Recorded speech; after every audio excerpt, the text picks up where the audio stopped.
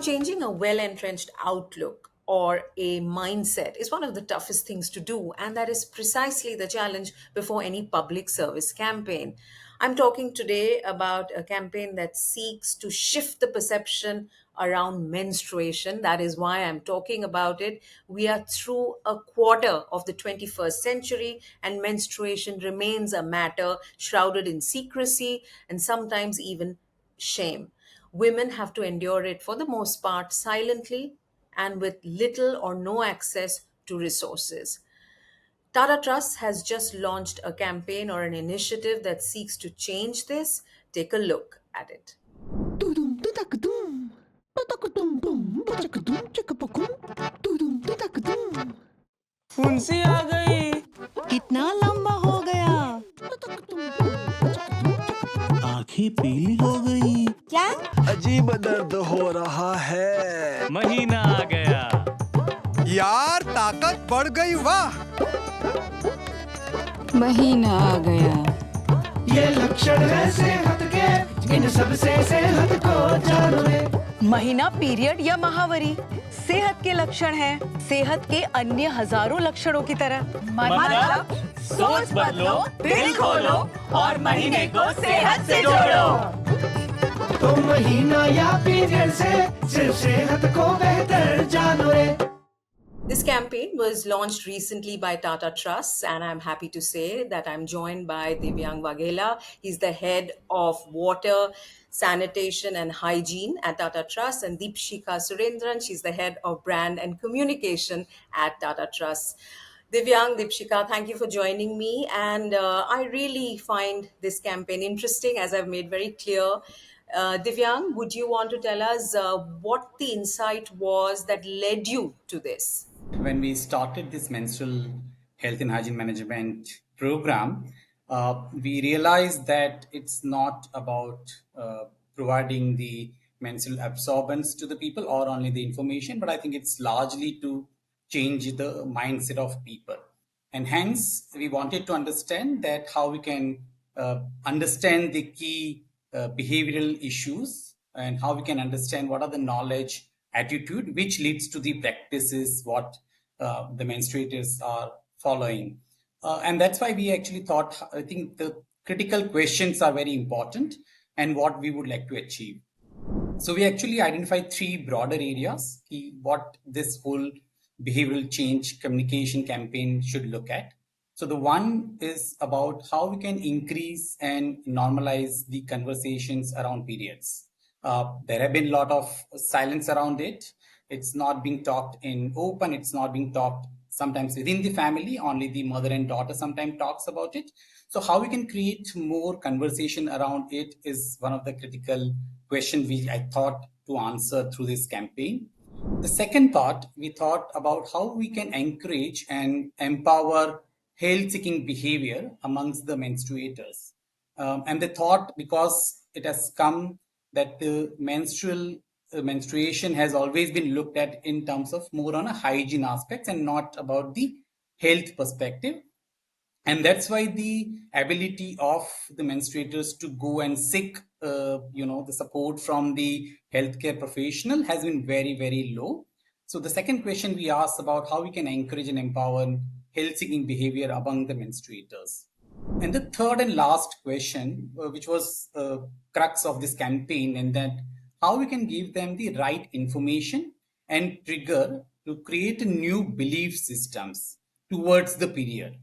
So rather than looking at a very conventional way to provide them some knowledge about the science of the menstruation, how we can actually create some triggers, nudge their basic belief system, which can help them to build a new perspective towards the periods. So these are the three broader areas we created as a questions to do the research and bring the insights. Right. So the key insight seems to be to me this shift from menstruation as a sign that a woman, girl is of age, she is now fertile, she can bear children, and therefore, in the context of large parts of Indian society, she's marriageable. She needs to be married off. You are saying, "Mahine ko sehat se jodo." will you just take us through the thought behind this concept, Deepshika? So, as Divyang said, these are the three broad objectives with which we went and started our research. And the research was ethnographic, it was qualitative, and we came back with findings from three states, very diverse in the way they are structured, which is UP, Gujarat, Jharkhand, a combination of tribal, OBC, various. And sort of east, central, and central, and then moving towards the west. You've got a broad swathe of India in that. Yes, and areas where there is development at different levels. So we spoke to different types of people. There were different profiles that we met, and one thing which really stood out was the fact that almost every woman felt a lot of guilt, a lot of shame associated with menstruation, and she was sort of transferring it to everybody in the family, whether it's the mother, whether it's the mother-in-law, and at the same time, the same woman felt a great sense of relief when menstruation began because it was a signal saying, oh, okay, everything is fine. Now my girl is ready for marriage. It didn't matter what the age was, whether she was 10 or 13 or 14, it didn't matter. It was just a signal of, oh, everything's fine. But at the same time, now there's a lot of shame, guilt, whispering, all of that is going to, begin. And it, there are verbatim quotes which are about, let's not tell the father because then he will think I'm ready for marriage. Let's not tell the men in the family because it will imply there's money to be spent on procuring certain things. So this whole research threw up this window of saying, hey, listen, if there is shame and guilt, and there are many conversations, many brands that have spoken about it, and thankfully these conversations are gaining traction. Yeah. But what do you do to replace one belief with another? See, the difference between just awareness and social behavior change is you have to look at how do you replace one belief with another, one practice with another, because there can't be a gap, there can't be a vacancy there.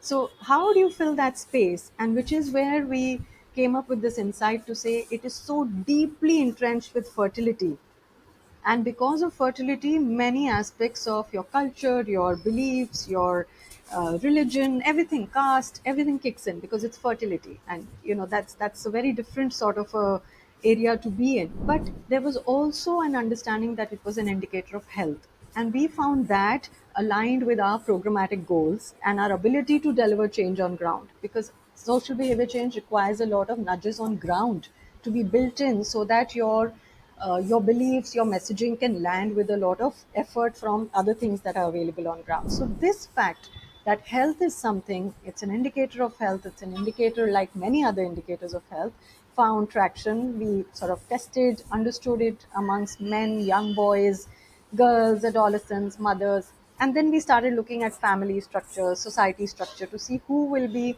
early adopters and who are likely to be champions of such an insight. But really, it was amazing because it came from the community. Divyang, when you look at the research, I mean, it's 71% of girls when they get their first period don't know about menstruation. I mean, that is really shocking sometimes when you think of these kind of statistics, right? Also, the fact that while there is some amount of education, at least primary and probably the first few years of secondary school education that girls are getting access to in rural areas, uh, it doesn't really help in understanding reproductive health, menstruation, or menstrual hygiene. Do you want to shed some light based on the research that you've commissioned to get to this campaign? Globally, the menstrual hygiene, as I mentioned earlier, it's largely falling into the WASH. And if you look at the Sustainable Development Goals, it actually brings into that also. It's a quite a cross-cutting area, and broadly it falls under the health lens. But I think interestingly, when we started our program, and because it's water, sanitation, and hygiene, water and sanitation always disproportionately gets high priority. So when we were implementing a program on sanitation with the rural communities on a very large scale, and that time the Swachh Bharat mission was also being implemented. When we actually started working with the communities and we asked women about why they should use toilets, why they should have toilet at home, there are a lot of women came and say, the toilet is okay, but we also need a bathroom for that. And when we asked them and got a little deep into it, why they need bathroom, then say we don't have a space to clean ourselves during the menstruation.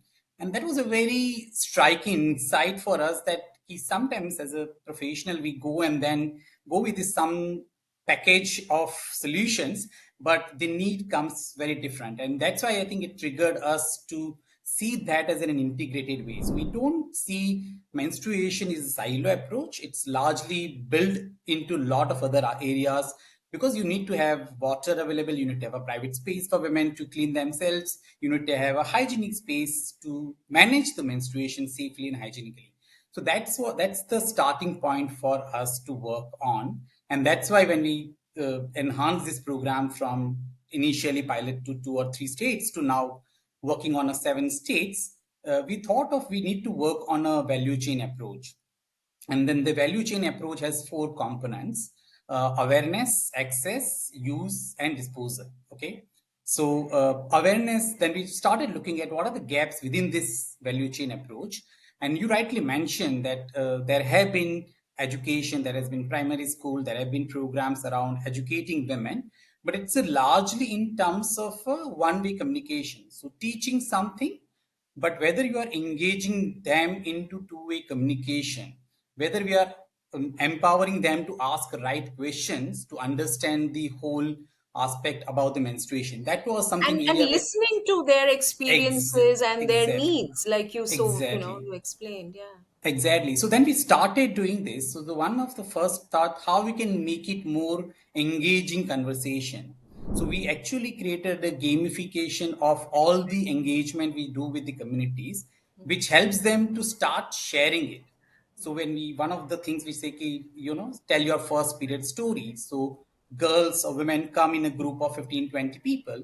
They start talking about their first period story. Initially, there were some kind of shame, some type of closeness. But once she shares and then others shares, everyone starts connecting. Yes, this is something similar we are actually experiences, both at the individual level or at the societal level or at the So family this level. was happening even before this campaign was created. Yes, yes. Right. So the program has this awareness generation aspects, but when we worked on that, so then you are talking to women or girls or some specific people in a group, you are not addressing the societal level belief system, and that would require a very, very different approach.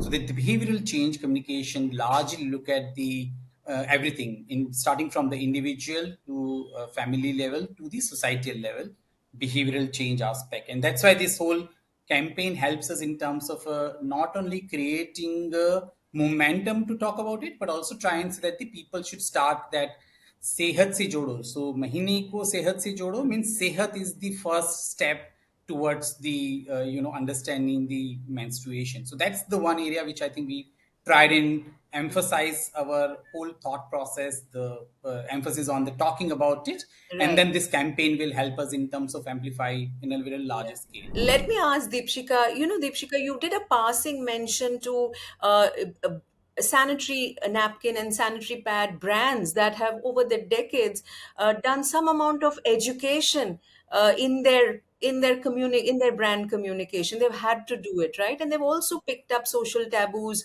and tried to address some of the social beliefs and the cultural beliefs around menstruation.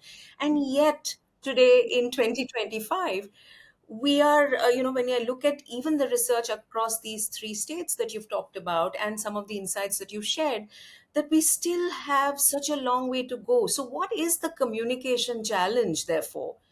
And given that those are brand communication looking to build in social and cultural change, and here this is purely addressing it head on. So if you could just talk us through the communication challenge in Yeah, this. yeah. So, Anuradha, this is a very, very important and interesting question, because what came through in the research is the choice of product for young girls, for young married women, for older women, all depends on the family dynamics. And it also depends on who's going to really procure the product for you. So, whether it's a reusable product, whether it's a ready to use product, and what are your disposal mechanics available to you, a lot of things come into play when you start with this. But I will focus a little bit on what the research showed us in terms of choice of product.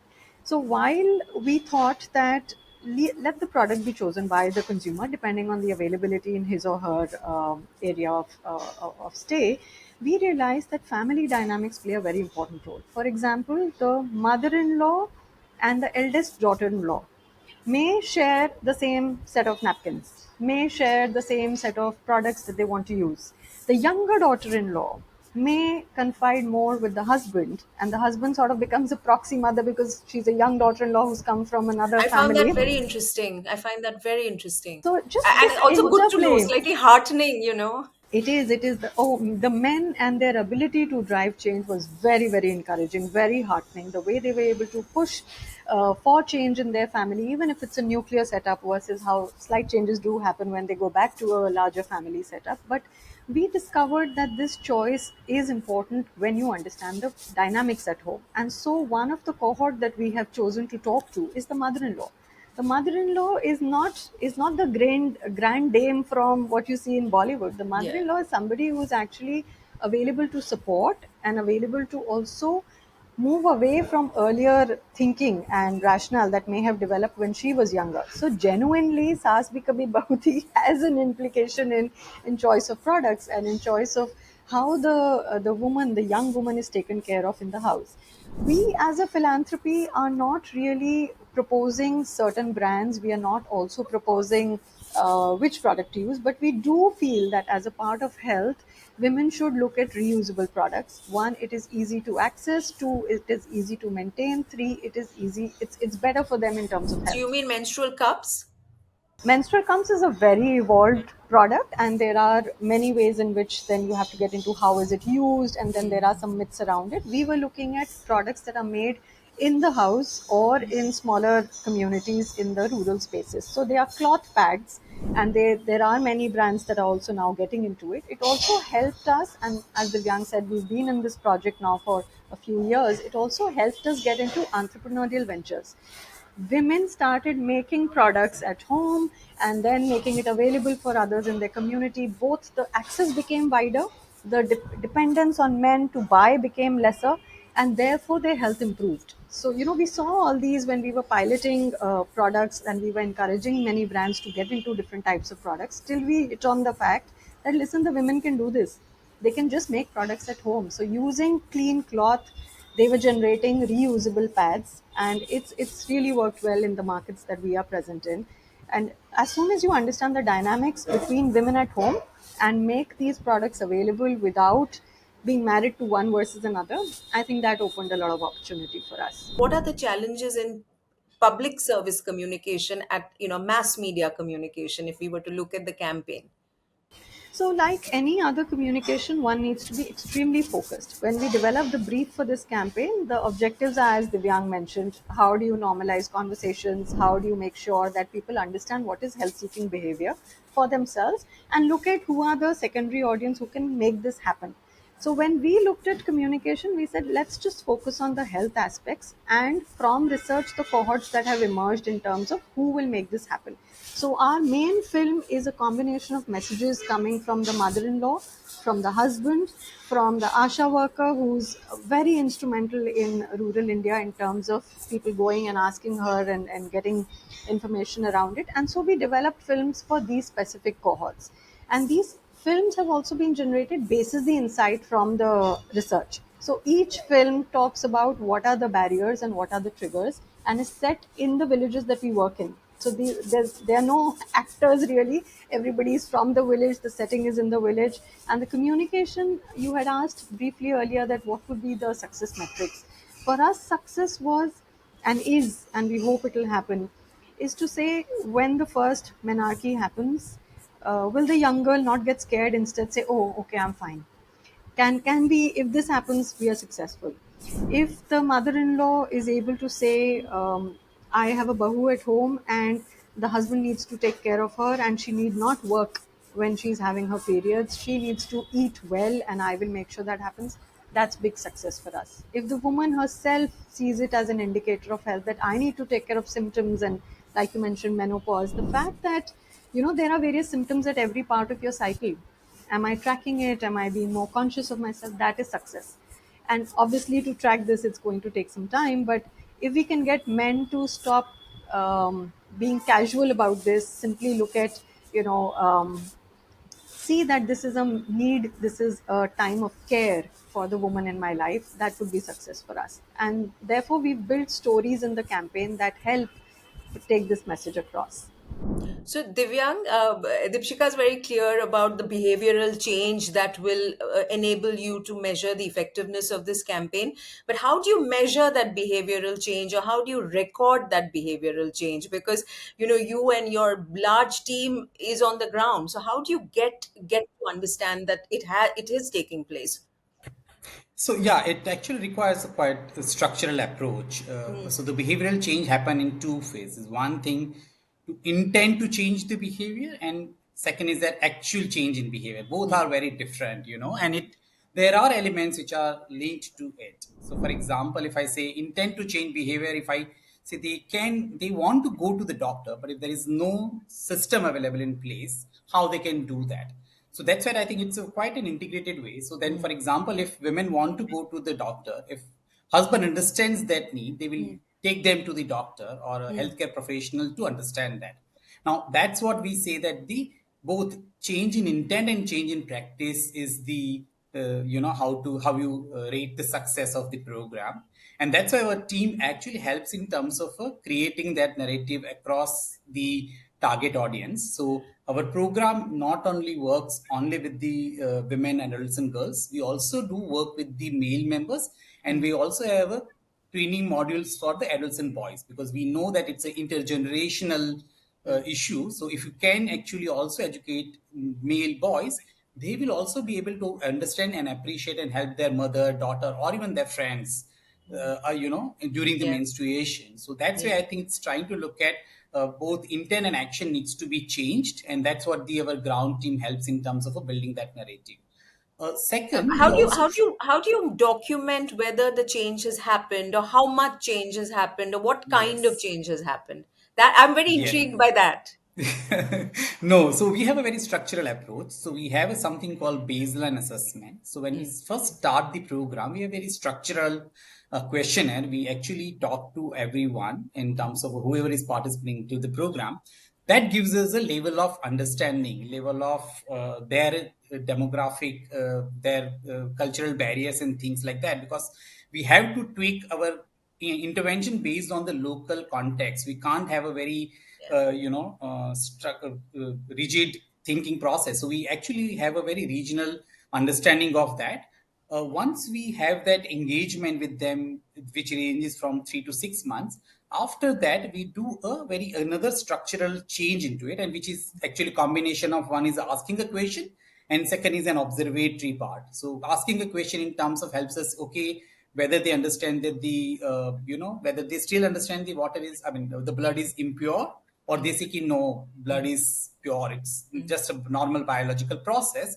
If they start understanding that, that helps us, yes, there is a change in the shift of the thinking process.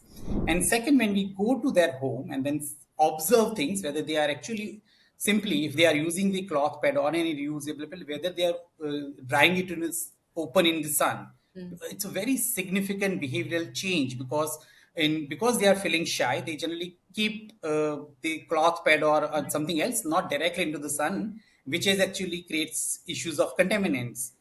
So we observe those things. So these are the two ways we try to see that whether they have actually started changing their behavior into building into the practices which is going to be a sustainable.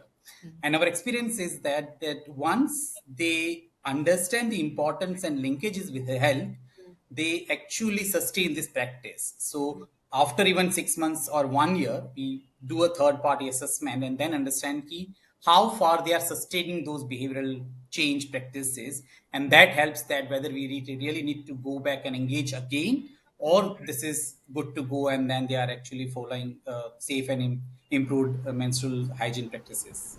Can I One, just add a yeah, couple of sure, points sure, to this, since yeah. you asked a pointed one here, Anuradha? So there are early indicators. See, we are philanthropy, we have access to communities on ground. We've done a lot of direct implementation earlier. Now we work through a lot of NGO partners, etc. So early indicators of participation. The fact that you want to talk about menstruation, you will have very low participation. Neither boys want to come nor girls want to come. They don't want to talk about it. The fact that through this campaign we get higher participation in subsequent modules, where we are going to, have information dissemination. That's an early indicator. Second early indicator is if boys are willing to talk. Even when Divyang and myself, we traveled, right? When we were doing the research, boys come and say, "हमको ज़्यादा पता नहीं होना चाहिए." People will doubt our intention. The fact that the boys now no longer feel that it's wrong to know about women, it's wrong to know about girls and their bodies. Otherwise, that was also a problem. Knowing too much means you're not the right kind of boy. Yeah, yeah. Why So, do you want to know why this? do you want Yes, to know yeah. this? So, these are early indicators which we also pick up in our field travel. And that doesn't require us to document it separately as research. It goes quickly into changing the way we will roll out the next part. So that's the advantage of doing a social behavior change campaign that is integrated in the program design itself. And that really makes a difference because you can keep taking corrective actions as soon as you pick up cues as to what is going right in the way you wanted it and what can be corrected. So, it doesn't have to wait for an end line to happen.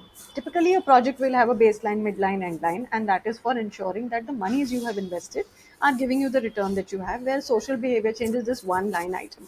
There are like hundreds of other things you have to do to make sure this change happens.